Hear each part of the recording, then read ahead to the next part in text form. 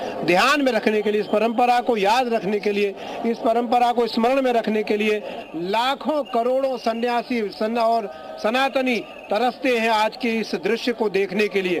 तो इसलिए आज हम सब अत्यंत आह्लादित हैं। और आज हमारा तीसरा अमृत राजसी शाही स्नान हुआ। सबसे पहले मकर संक्रांति को था, मौनी अमावस्या था, और आज बसंत पंचमी को हमारा स्नान हुआ। मैं विशेष करके योगी आदित्यनाथ जी को बधाई देना चाहूँगा, धन्यवाद देना चाहूँगा कि उन्होंने सभी 13 के 13 अखाड़ों के लिए जो दिव्य भव्य और सुंदर व्यवस्था कराई, मैं उसके लिए सरकार का आभारी हूँ, सरकार को बधाई देता हूँ। आचार्य होने के नाते लाखों, हजारों और करोड़ों अगर कह सकते हैं तो कम नहीं है, तो करोड़ों अतिशुक्ति नहीं होगी, करोड़ों अनुयायियों का प्रतिनिधित्व करता हूं। और आज उन सब की जो प्रसन्नता है उसका मूल केंद्र हमारे योगी आदित्यनाथ जी हैं, आदरणीय प्रधानमंत्री नरेंद्र मोदी जी हैं और हमारे अत्यंत प्रिय गृह मंत्री आदरणीय अमित शाह जी हैं।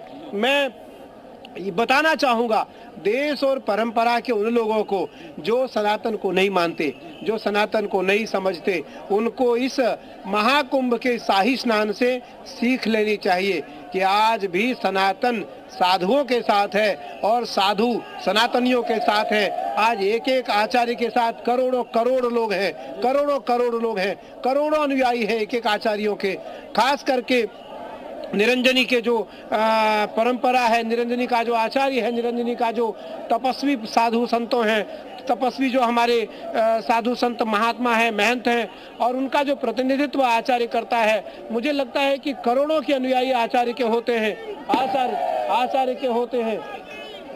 इसलिए आज मैं उत्तर प्रदेश के यशस्वी मुख्यमंत्री योगी आदित्यनाथ जी को पुनः बधाई देता हूं और साधुवाद देता हूं, धन्यवाद देता हूं। महात्मा महापुरुष होने के कारण, आचार्य होने के कारण और नाथ पंथ के अध्यक्ष होने के कारण मैं उनका वंदन भी करता हूं कि उन्होंने जिस प्रकार से आज हमारी संपूर्ण 13 के 13 अखाड़ों की परंपराओं को का निर्वहन करते हुए और निर्बाधित रूप से शाही स्नान करवाया, इसके लिए सरकार बधाई के पात्र है, साधुवाद के पात्र है और खास करके विशेष करके योगी आदित्यनाथ जी वंदन के पात्र हैं। सारे इंतजाम दुरुस्त दिखे महाराज जी आज? बिल्कुल गौरव, सारे, कोई इंतजाम ऐसा नहीं था जिस पर प्रश्न चिन्ह उठाया जा सके। आपने देखा केवल निरंजनी और आनंद अखाड़े के ही लोग थे वहाँ, क्योंकि कोई पैरामिलिट्री फोर्स था, सीआरपीएफ था, आरपीएफ था। तो चले कुंदन, मेरे सहयोगी लगातार मेरे साथ बने हैं। कुंदन, तस्वीरें दिखाइए और बताएं कि वहां की तस्वीर इस वक्त कैसी देखने को मिल रही है, कौन सा अखाड़ा अब स्नान के लिए पहुंचा है? देखिए, अभी भी जूना अखाड़े के जो साधु सन्यासी वही स्नान करके वापस आ रहे हैं। तस्वीर दिखाएगा जरा सा सौरभ। ये अभी जूना अखाड़े की बारी है। अग्नि अखाड़ा और आवाहन अखाड़ा जो सबसे पुराना अखाड़ा है और आवाहन अखाड़ा, ये इन तीनों अखाड़ों की बारी है। लेकिन जूना अखाड़ा के साधु सन्यासी है, उनकी संख्या चूंकि बहुत ज्यादा है, लाखों में साधु सन्यासी है जूना अखाड़े के, तो उनके आने और जाने का सिलसिला लगातार जारी है। अभी थोड़ी सी इनकी संख्या कम हुई है, आने वालों की संख्या। और चूंकि किन्नर अखाड़े से जुड़े जो तमाम सन्यासी हैं, उनकी तस्वीरें भी हम आपको लगातार दिखा रहे। चूंकि किन्नर अखाड़ा एफिलिएटेड संबंध जो है जूना अखाड़े से ही, और जूना अखाड़े से मान्यता किन्नर अखाड़े को मिली है, तो जूना अखाड़े के साथ ही किन्नर अखाड़े के जो सन्यासी हैं, उनकी मौजूदगी यहाँ पर दिखाई दे रही है। और अब ये जो अखाड़े के जो लोग हैं, जो साधु संत हैं, वो वापस जाते हुए दिखाई दे रहे हैं। इसके बाद आवाहन और अग्नि अखाड़े की बारी है।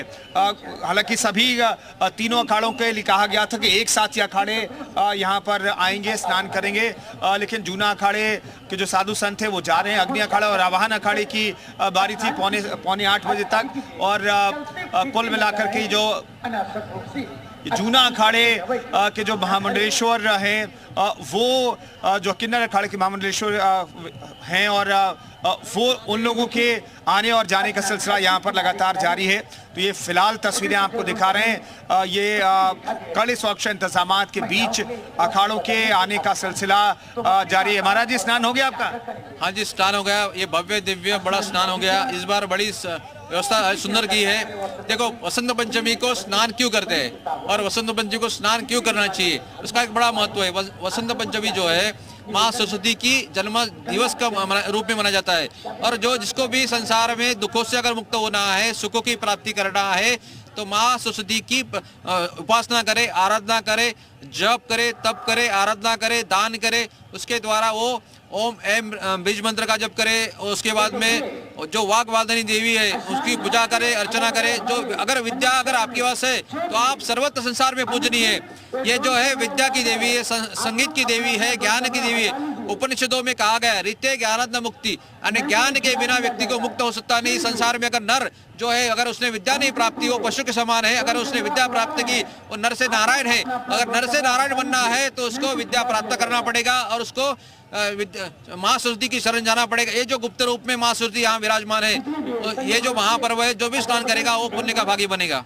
नर से नारायण तक का रास्ता सफर जो है आप विद्या से हासिल कर सकते हैं। और विद्या की देवी आज सरस्वती, माँ सरस्वती का जन्मदिवस आप कह सकते हैं। और इसलिए यहाँ पर ये अमृत स्नान की बेला है और अमृत स्नान में लाखों की संख्या में साधु सन्यासी भी यहाँ पर स्नान करते हुए दिखाई दे रहे हैं। तस्वीरें आपको दिखा रहे हैं किन्नर अखाड़े से जो तमाम लोग हैं वो यहाँ पर स्नान करते हुए करने आ रहे हैं। जूना अखाड़े से ये अखाड़ा जुड़ा हुआ है, किन्नर अखाड़ा।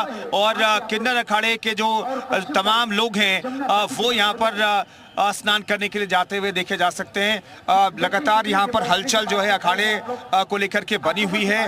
तमाम सुरक्षा व्यवस्था के बीच अनाउंसमेंट लगातार कराई जा रही है। दूसरी तरफ जो आम श्रद्धालु स्नान कर रहे हैं त्रिवेणी में, उनको एक जगह पर रुकने नहीं दिया जा रहा है, बैठने नहीं दिया जा रहा है। बैरिकेड्स के दूसरी तरफ आप देख सकते हैं ये अद्भुत नजारा देखने के लिए यहाँ पर लोग बैरिकेड्स के उस तरफ मौजूद हैं। ये डबल बैरिकेड्स किए गए, बीच में एक सेफ कॉरिडोर है।